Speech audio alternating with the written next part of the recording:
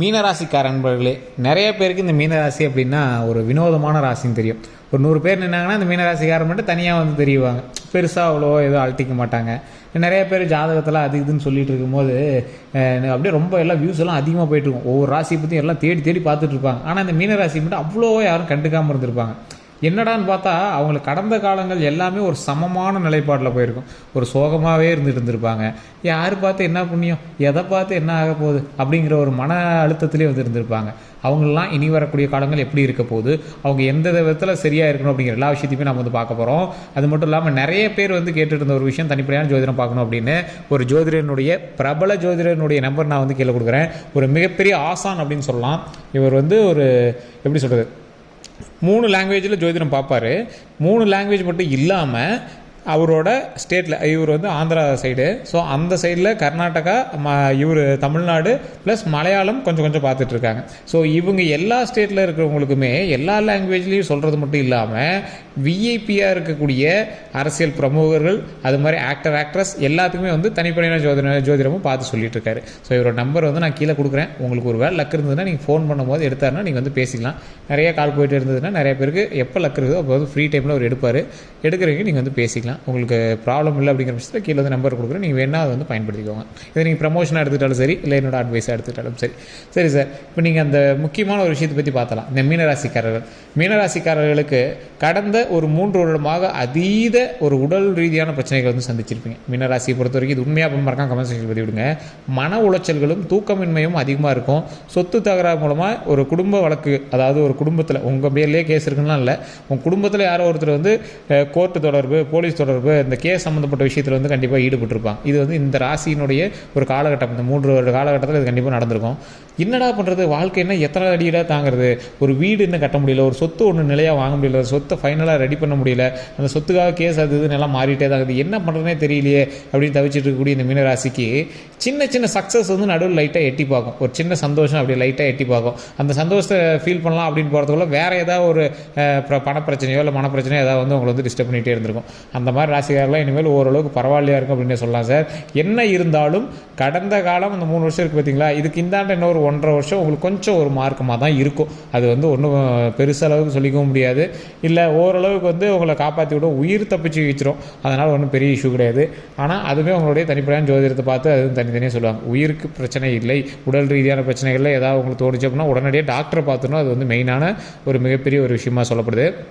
இந்த டிஸ்க்ளைமராகவே சொல்லிடுறோம். உடல் ரீதியாக எதாவது இருக்குது, ஜாதகத்தை நல்லா இருக்குன்னு சொல்லிவிட்டாங்க, அதனால் நம்ம வந்து போய் டாக்டரை பார்க்கக்கூடாது அப்படிலாம் கிடையாதுங்க. தனிப்படையான ஜாதகம்னு ஒன்று இருக்குது. ஸோ உங்களோட உடம்புல லைட்டாக ஏதாவது ஒரு வேரியேஷன் காட்டுனுச்சு அப்படின்னாலும் உடனடியாக ஜாதகத்தை பார்த்து நம்பிட்டு இருக்காமல் உடனடியாக டாக்டரை போய் பார்க்கணும். ஸோ அதை மெயினாக வந்து நீங்கள் மைண்டில் வச்சுக்கோங்க. ஏன்னா தனிப்படையான ஜாதகம் எப்படி இருக்குது, ஃபேமிலியோட ஜாதகம் எப்படி இருக்கிறது பொறுத்து தான் உங்களுடைய ஆயுட்காலத்தை வந்து கணக்கிடுவாங்க. இப்போ இந்த மீனராசிக்காரர்கள் கொஞ்சம் ஜாக்கிரதையாக இருக்க வேண்டிய விஷயத்தில் முதன்மையான விஷயம் உடல் ரீதியான விஷயங்கள் அப்படின்னே சொல்லலாம். மற்றபடி நீங்கள் ஒன்றும் பெரிய பயம்லாம் பட தேவையில்லை. அதே மாதிரி வாகன ரீதியான விஷயங்கள், வேகமாக போகிறது, ஸ்டென்ட்டு காட்டுறது, இல்லை ஏதாவது ஒரு புதுசாக கார் வாங்கிங்க சார், ஒரு லாங் ட்ரைவ் போகலான்னு இருக்கோம், சரியாக ஓட்ட தெரியாது, இருந்தாலும் சமாளிச்சிக்கலாம், இந்த மாதிரி வேலையே இருக்கக்கூடாது. இதெல்லாமே சரி பண்ணிக்கிட்டு கொஞ்சம் இது பண்ணி ஓட்டுங்க. உங்களோட டாக்குமெண்ட்ஸ் எல்லாமே ரொம்ப ஜாக்கிரதையாக இருக்கான்னு பாருங்கள். பத்திர விஷயங்கள், நில விஷயங்கள், அதில் இருக்கிற பட்டா சிட்டா, அதோட எஃப்எம்பி எல்லாம் கொஞ்சம் கரெக்டாக இருக்கான்னு பார்த்துக்கோங்க. ஏதாவது லீஸுக்கு நிலம் எடுத்திருக்கீங்க, வாடகைக்கு நிலம் எடுத்திருக்கீங்க, இல்லை வாடகைக்கு நிலம் விட்டுருக்கீங்க, ஒரு நம்பிக்கையின் அடிப்படையில் விட்டோம், நம்பிக்கையின் அடிப்படையில் பணம் கொடுத்தோம், நம்பிக்கையின் அடிப்படையில் செக்யூரிட்டி எழுத்து போட்டோம், இந்த வேலையே இப்போ வந்து உங்களுக்கு தேவையில்லாத ஒரு வேலையாகவும் சொல்லப்படுது. நீங்கள் உங்களோட லைஃப்பில் அதிகமாக நீங்கள் வந்து பார்க்கக்கூடிய ஒரு விஷயம் நம்பிக்கை துரோகமாக அதிகப்படியாக நீங்கள் வந்து இருக்கக்கூடிய ஒரு விஷயமாக இருக்கும். அதே மாதிரி மன ரீதியான விஷயங்கள், பண ரீதியான விஷயங்கள், இந்த 2 ரீதியான விஷயங்களையும் ரொம்பவே கவனமாக இருங்க. ஏற்கனவே உடல் ரீதியான விஷயங்கள் படாதபாடுபட்டுருப்பீங்க, மருத்துவ செலவுகள் கொஞ்சம் அதிகமாக ஆகிருக்கும். அது எல்லாத்தையுமே கொஞ்சம் பார்த்து கவனமாக செலுத்துறதுக்காக இனி வரக்கூடிய காலங்களில் செலவு கொஞ்சம் குறைச்சிக்கோங்க. இந்த மீனராசிக்காரர்கள் அதிகமாக ஆடம்பர செலவு பண்ண மாட்டீங்க, இருந்தாலும் 1-2 விஷயங்கள் உங்களுக்கே தோணும், இது தேவையில்லாத செலவு அப்படிங்கிற மாதிரி தோணும். அதே மாதிரி நீங்கள் வந்து மற்றவங்களுக்கு செய்யணும்னு ஆசைப்படுறவங்க, தாய்க்கு செய்யணும், தந்தைக்கு செய்யணும், தங்கைக்கு செய்யணும், அக்காவுக்கு செய்யணும், அண்ணனுக்கு செய்யணும், தம்பிக்கு செய்யணும், இது மாதிரி நிறைய ஒரு விதத்தில் நீங்கள் வந்து செய்யணும் அப்படின்னு ஆசைப்படுறீங்க. கையில் காசு இல்லை சார், இருந்தால் நல்லா வாரி இறப்பேன், அப்படி எல்லாத்துக்கும் செய்வேன், எல்லாத்துக்கும் அவ்வளோ அழகாக பார்த்துக்குவேன் அப்படிங்கக்கூடிய ஒரு மனப்பக்குவம் உங்களுக்கு இருக்கக்கூடிய ஒரு மனம். அதே மாதிரி கையில் காசு இருக்கும்போது உங்களை நெருங்கி வந்த உறவினர்கள் காசு இல்லாத போது உங்களை ஒரு மாதிரி மட்டம் தட்டுற மாதிரி உங்களுக்கான ஃபீல் நிறைய இடத்துல இருந்திருக்கும். இருந்தாலுமே மனசுக்குள்ளே நீங்கள் வந்து அப்படியே அழுதுகிட்டு வெளியே அப்படியே வாயில் சிரிச்சிட்டு நீங்கள் பாட்டுக்கு மூவ் பண்ணிகிட்டே இருப்பீங்க. ஸோ அந்த மாதிரி ஒரு கம்பீரமான ஒரு ராசியாகவும் உள்ளுக்குள்ளே ஃபீல் பண்ணாலும் வெளியே வந்து கம்பீரமாக காட்டக்கூடிய ஒரு ராசியாகவும் இந்த ராசி வந்து இருந்துருக்கக்கூடிய ஒரு ராசி அப்படின்னே சொல்லலாம். நிறைய பேர் இந்த ராசியை பார்த்து பொறாமப்படுவாங்க. எப்படியா இவன் எல்லா விஷயத்தையும் தாங்குறான் அப்படின்னு. நீங்கள் நல்லா வாழ்கிறீங்க, உங்களை பார்த்து கண் வைக்கிறாங்க, அதெல்லாம் ஒரு பக்கம். நீங்கள் எல்லா சூழ்நிலையிலையும் ஒரே மாதிரி இருப்பீங்க, எல்லா இடத்துலையும் ஓப்பனாகவும் இருப்பீங்க. எதில் உங்களை வந்து ஒருத்தர் ஏமாற்றிட்டு போனோம் அப்படின்னா நீங்கள் எதிர்த்து கூட கேட்க மாட்டீங்க, என்னமோ போடா அப்படிங்கிற மாதிரி நீங்கள் வந்து விட்டுருவீங்க. ஸோ அந்த மாதிரி ஒரு பக்கம். திடீர்னு கோவம் வந்துடும் உங்களுக்கு. அந்த இடத்துல நீங்கள் வந்து பேசினா ரொம்ப அது பெருசாகிடும் அப்படின்னே ஸ்கிப் பண்ணிட்டு வந்துடுவீங்க. திடீர்னு ஒரு டைமில் நீங்கள் பேசிடுவீங்க. அந்த ஒரு டைம் நீங்கள் பேசுறதை வச்சு உங்களை எல்லாத்தையும் கெட்டவன்னு விடுவாங்க. ஏன்னா அவ்வளோ நாள் அவன் எல்லாம் தப்பானா அப்போல்லாம் தெரியல, அது திருப்பி இத்தனை நாள் தாங்கிட்டு வந்து திடீர்னு பேசும்போது உங்களுக்கு எல்லாம் கெட்டவனா தெரியுறா அப்படிங்கிற மாதிரி அந்த இடத்துல நீங்கள் வந்து ஸ்கிப் பண்ணிட்டு தான் போயிட்டுருப்பீங்க.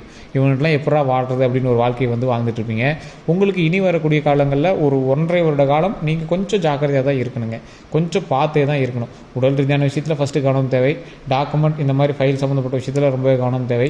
தேவையில்லாத ஒரு இடத்துல போய் நீங்கள் வந்து இன்வால்வ் ஆகி இந்த ஜாமீன் ஏதோ ஒரு இது போடுறது, ஒருத்தருக்கு செக்யூரிட்டி கொடுக்குறது, இந்த மாதிரி இடங்களில் நீங்களாம் வாலண்டியராக உங்களை போய் மாட்டி விடுறதுக்கான டைம் தான் இது. ஸோ அந்த மாதிரி டைமை நீங்கள் கொஞ்சம் ஸ்கிப் பண்ணிக்கிறது பரவாயில்லையா இருக்குங்க. நீங்கள் வந்து குலதெய்வ வழிபாடு கண்டிப்பாக பண்ணுங்கள். குலதெய்வ வழிபாடு பண்ணிங்கன்னா ஓரளவுக்கு நீங்கள் வந்து அந்த பிரச்சனையிலேருந்து வெளிவரலாம்.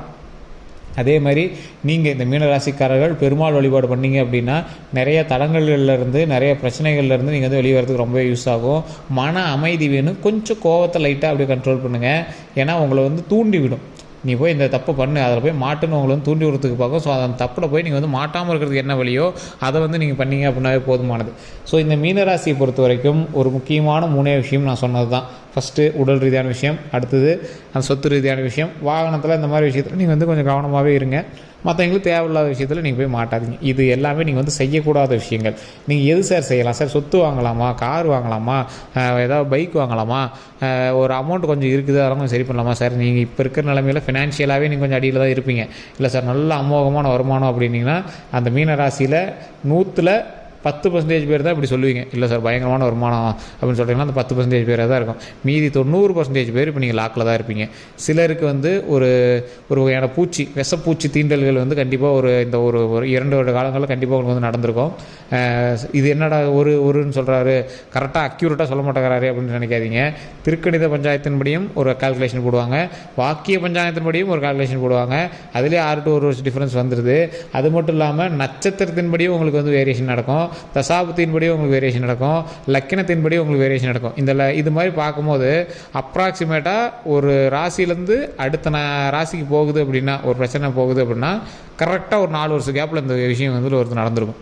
ஸோ அதை வச்சு தான் நம்ம வந்து அப்ராக்சிமேட் கால்குலேஷனாக சொல்கிறது. இப்போ நீங்கள் கமெண்ட் செக்ஷனில் கூட போய் பாருங்கள், ஒவ்வொருத்தரும் ஒவ்வொரு இயரை சொல்லுவாங்க. ஆமாம் சார் நீங்கள் சொன்ன விஷயம் இந்த இயரில் நடந்துச்சு, இந்த இயரில் நடந்துச்சு. ஏன் எல்லாத்துக்கும் ஒரே இயரில் நடக்கல அப்படின்னா தனிப்படையான ஜாதகம் அப்படிங்கிறது அதுக்கு தான். தனிப்படையான லொக்கேஷன், தனிப்படையான ஜாதகம், தனிப்படையான லக்கினம், தனிப்படையான தசாபுத்தி, இதற்கு தகுந்தாறு போல தான் எங்களோட லைஃப்பில் என்ன நடக்குது அப்படிங்கிறத கால்குலேட்டே பண்ண முடியும். ஸோ இது ரொம்ப டீப்பாக போனால் ரொம்ப ஜோசியர் ரீதியாக போயிடும். ஒவ்வொரு ஜோசியருக்கும் ஒவ்வொரு வகையான ஃபார்மேட் இருக்கும், ஒவ்வொரு ஜோசியர் ஒவ்வொரு மாதிரி சொல்லுவாங்க. இது வந்து சயின்ஸு, அது ஒரு கால்குலேஷன். ஸோ அதனால் வேறு மாதிரி கொண்டு போவாங்க. அதை நீங்கள் ரொம்ப டீப்பாக போக தேவையில்லை. நீங்கள் வந்து மேலாப்பில் மட்டும் கேட்டுட்டீங்க அப்படின்னாவே போதுமானது. அதையுமே நீங்கள் மைண்டில் வச்சுட்டு அடுத்த வேலையை செய்யக்கூடாது, எந்த ஒரு விஷயத்தையுமே பார்க்கக்கூடாதுலாம் கிடையாதுங்க. அது நீங்கள் ஒரு சேஃப்டிக்காக மைண்டில் வச்சுக்கணும். இப்போ நான் சொன்ன விஷயங்களில் கவனமாக இருந்தீங்கன்னா, வண்டி வாகனத்தில் போகும்போது கவனமாக இருக்கணும். அது எல்லா நேரத்துலையுமே தேவை, எல்லா ராசிக்காரருக்கும் தேவை. புரியுதுங்களா? அதை நீங்கள் மைண்டில் வச்சுக்கோங்க. சொத்து ரீதியான விஷயங்களை மற்றவங்களை கம்பேர் பண்ணும்போது நீங்கள் ரொம்பவே ஜாக்கிரதையாகணுங்கிறது இந்த டைமு. ஸோ அதற்கு தகுந்த மாதிரி நீங்கள் வந்துருங்க. தேவையில்லாத இடத்துல போய் இன்வால்வ் ஆகிறதுங்கிறது உங்களை வந்து இந்த டைமில் நீங்களாக போய் மாட்டி விடுற மாதிரி, உங்களை வந்து மாட்டி விடுற மாதிரி லாக் இருக்குது அப்படிங்கிற பட்சத்தில் நீங்கள் கொஞ்சம் அமைதியாக இருக்கிறது பரவாயில்லையாக இருக்கும். அவ்வளோதான். இதுதான் ஒரு மெயினான ஒரு விஷயம். அதே மாதிரி குலதெய்வ வழிபாடு என்றைக்குமே உங்களுக்கு வந்து ஒரு நல்ல வழிபாடு. இந்த ராசிக்காரங்களில் எந்த ராசிக்காரனாக இருந்தாலும் காப்பாற்றிக்கணும். ஆனால் அந்த மீன ராசியை பொறுத்த வரைக்கும் அதிகமாக குலதெய்வம் தான் வந்து உங்களை காப்பாற்றிட்டு இருக்குது அப்படின்னே சொல்லலாம். அதே மாதிரி பெருமாள் வழிபாடு நான் சொன்னேன், பெருமாளை கண்டிப்பாக வழிபடுங்க. பெருமாள் வழிபாடு மிகப்பெரிய ஒரு நன்மையை அள்ளி தரக்கூடிய ஒரு வழிபாடாக இருக்கும். இந்த ராசிக்காரர்கள், மீன ராசிக்காரர்களை பொறுத்த வரைக்கும் ஏதாவது ஒரு தொழில் ஆரம்பிக்கிறீங்க, ஏதாவது ஒரு வருமானத்துக்காக பார்த்துருக்கீங்க, ஏற்கனவே இந்த கம்பெனியில் வந்து வேரியேஷனுக்காக பார்த்துருக்கீங்க, கம்பெனியில் ப்ரமோஷனுக்காக பார்த்துருக்கீங்க, கம்பெனியில் ட்ரான்ஸ்ஃபருக்காக பார்த்துருக்கீங்க அப்படின்னா பக்கத்தில் இருக்கக்கூடிய தட்சிணாமூர்த்திகிட்ட போய் ஒரு நெய் விளக்கு ஏற்றி 2 நெய் விளக்கு ஏற்றுங்க. நெய் விளக்கு ஏற்றி சாமியை வழிபடுங்க.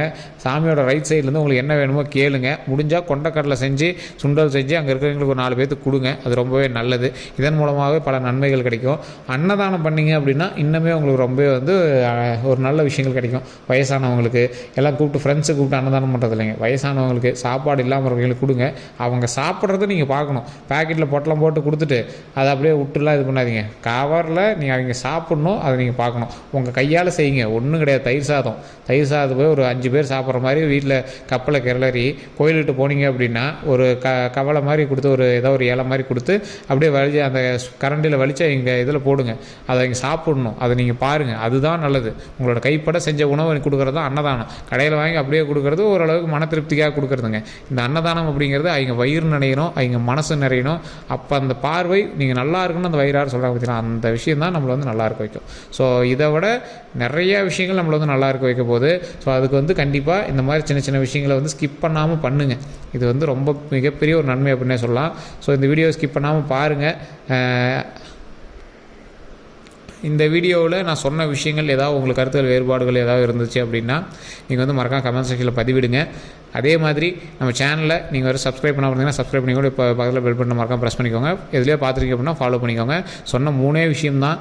1 உடல் ரீதியான விஷயங்களை கவனம் செலுத்துங்க. அதே மாதிரி 2 பத்திரங்கள் இந்த மாதிரி ஏதோ ஒரு சைன் போடுறது, செக்யூரிட்டி கையெழுத்து போடுறது, அது மாதிரி விஷயத்தில் கொஞ்சம் கவனமாக இருங்க. வாகன விஷயத்தில் கொஞ்சம் கவனமாக இருங்க. இதுதான். மற்றபடி உங்களுக்கு என்ன ப்ராப்ளம் எதுவும் கிடையாதுங்க. இனிமேல் வரக்கூடிய வாழ்க்கை ஒரு நல்லதான வாழ்க்கை, ஒரு அருமையான வாழ்க்கையாக அமைவதற்கு மிகப்பெரிய ஒரு ப்ளஸ் பாயிண்ட் இருக்குது. ஸோ அந்த ப்ளஸ் பாயிண்ட்டை நம்ம பயன்படுத்திக்கணும். எல்லோருக்கும் நன்றி நண்பர்களே.